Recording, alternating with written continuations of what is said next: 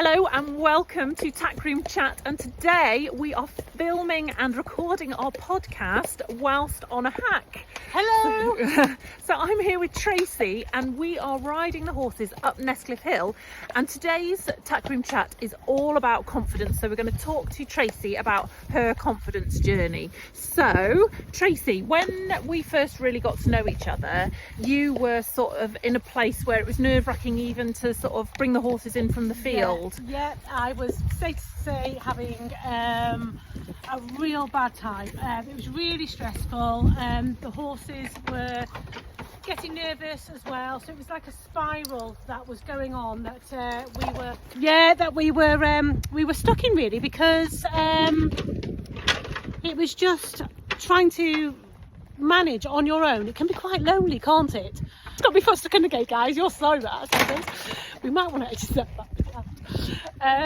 So anyway, yeah, so I was at a place where basically I was really struggling because I was out on my own. Horses can be really lonely when you're on your own, aren't they?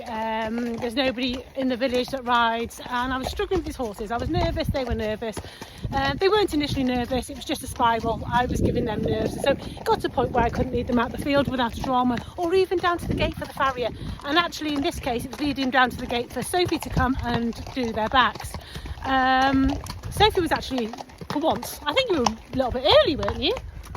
Yes, I think I was a bit early, which is very unusual for me. Yes, and I hadn't got rid of my crying my eyes out stage because I'd just had a bit of a scare. The horse I was leading down had tried to bolt because they'd become to know me as being that nervous person and not a leader at all.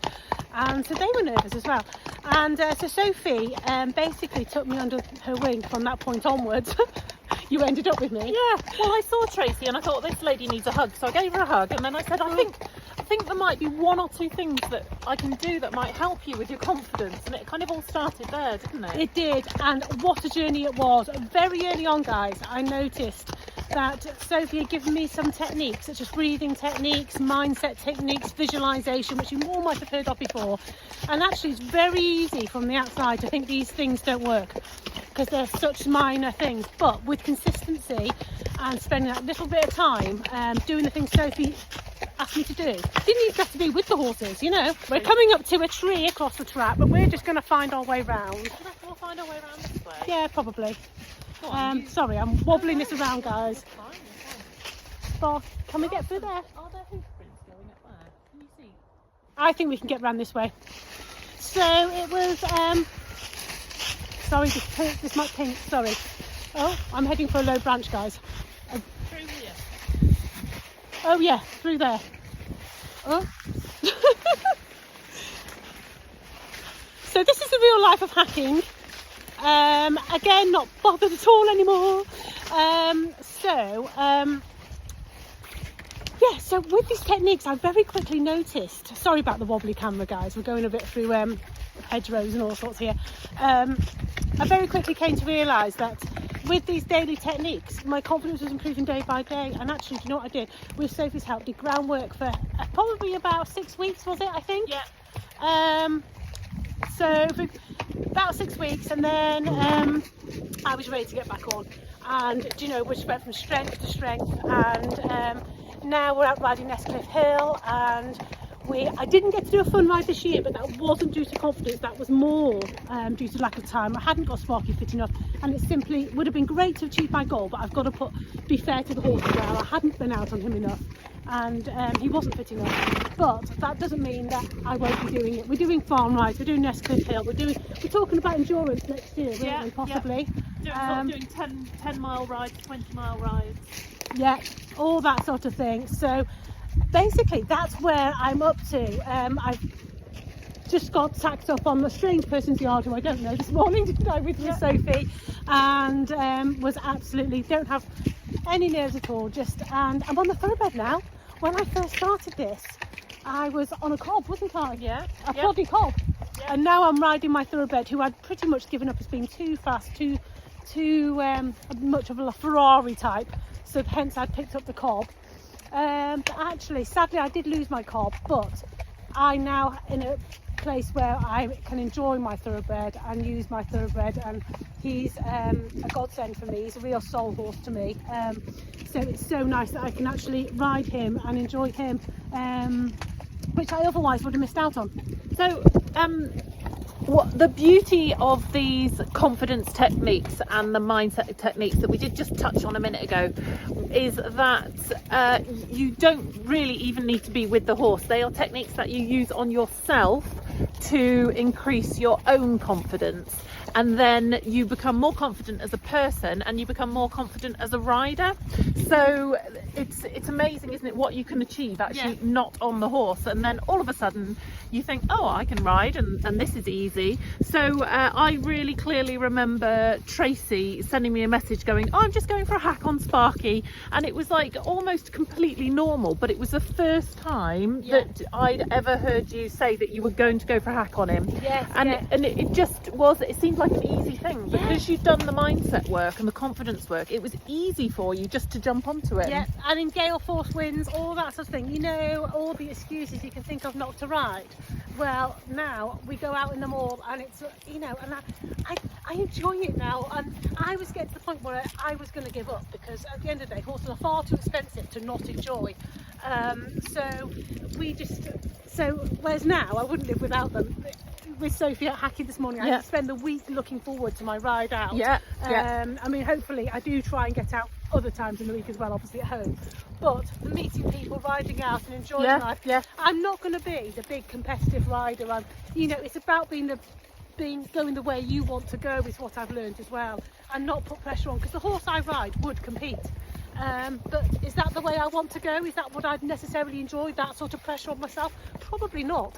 And so I learned a lot about myself and how I want to enjoy horses. And I think that's really important in your confidence journey, is to find, without other people's influence, what is right for you. Where's your happy place with the horses? And Sophie had me identify those relatively early on. And obviously you want it to be compatible with your horse, and by making it compatible with your horse as well, you're making it a much happier journey along the way as well, aren't you? So removing barriers.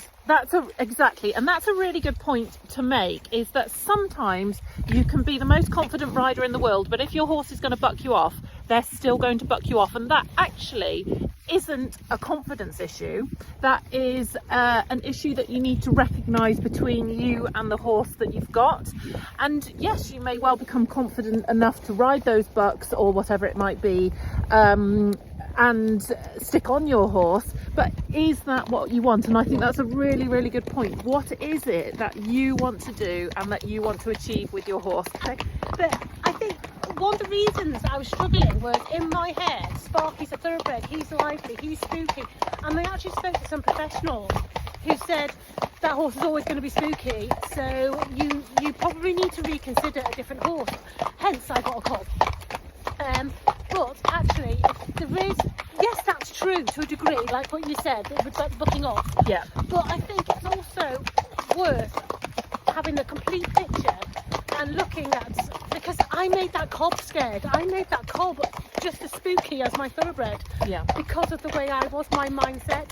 And if you look at Sparky now, he's plodding along. This is the horse I was scared to ride.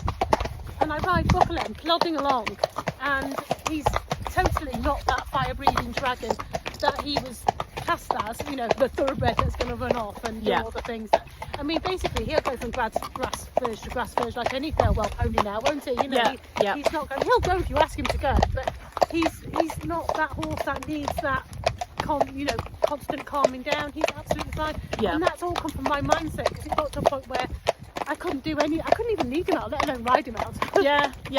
That's it. So complete transformation. So if you're having problems with your nerves, you can be assured that there is a lot of stuff that you can do that will help your own mindset that is really, really effective.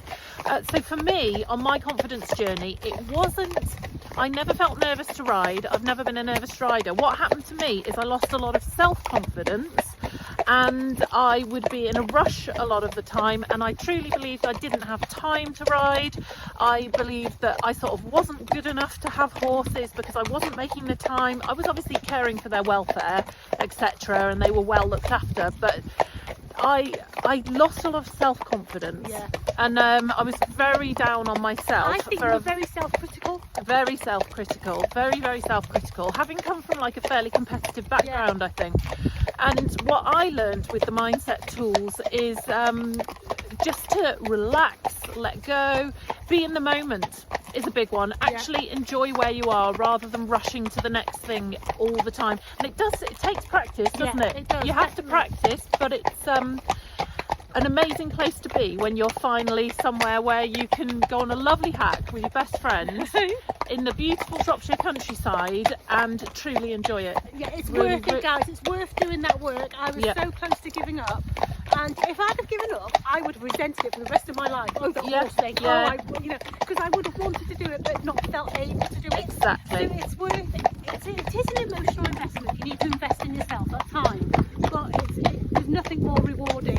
And it doesn't matter whether you're just wanting to pop down the road like we're doing now, or whether you want to do a grassroots eventing competition. It's all about where you want to be and what you want to do, and enjoying it and enjoying the journey. But it very quickly comes to a level where you're enjoying it. It's the other thing I want to stress is that you might not be where you want to be, but even a couple of weeks in of doing these little bits of exercises, you feel like you're achieving things with horses. The small steps you wanted to achieve that were previously terrifying, even if it meant, in my case, leading them down to the gate. I was enjoying that time with my horse, and that does happen very quickly. So don't feel, because I felt like that. I thought, you're never going to get me out of this hole I'm in. You're never going to work. I'm just in this big black hole and I don't know how to get out. And I didn't feel like at the very beginning, I felt like, yeah, I'm doing these little things, but that's never going to get me out of this massive hole I'm in. But it does, and it's bit by bit working on it, the consistency daily, working on it, and investing that time in yourself, because you say I couldn't do it any better, than how it's gone. And you do see the results very quickly, so don't lose heart. If you're in the depths of winter now and in despair, don't lose heart, because you'll be amazed in a few weeks from getting the help that you will see big improvements and feel so much better about it. Yeah, absolutely. And it is all about doing it little and often. If we go up this way, up this bridle way, and so one thing I'll leave you with for today is, so I've been doing this recently and it's really good fun, so you could have a go at this as well, Tracy. It's really easy to be a victim and to say, well, why does this happen to me? Why is it always me? Why is my horse the muddiest? Why is my horse lame? Why is it always raining when I want to go hacking? Why am I the nervous one? Why can't I do it? And that's called the victim mentality. It's very easy to be in that place. I certainly was there for years and years and years. And so I haven't experienced victim mentality for some years now, and I'm also able to recognise when it creeps up on me. But something that I've been practicing recently that has been a lot of fun is, instead of saying, well, why does that happen to me, say it about a good thing. So I've been saying, well, why am I so lucky that I've actually got 2 horses at home? Because that is the luckiest thing in the world, right? And why am I so lucky I've actually got a 4x4 and a trailer that I can tow my horse with? So I want you to totally turn that on its head and ask yourself why you are so lucky to have something wonderful in your life. Okay, so let's have a go at that. So until next time, have a go at that, and I'll see you next week for another Tack Room Chat.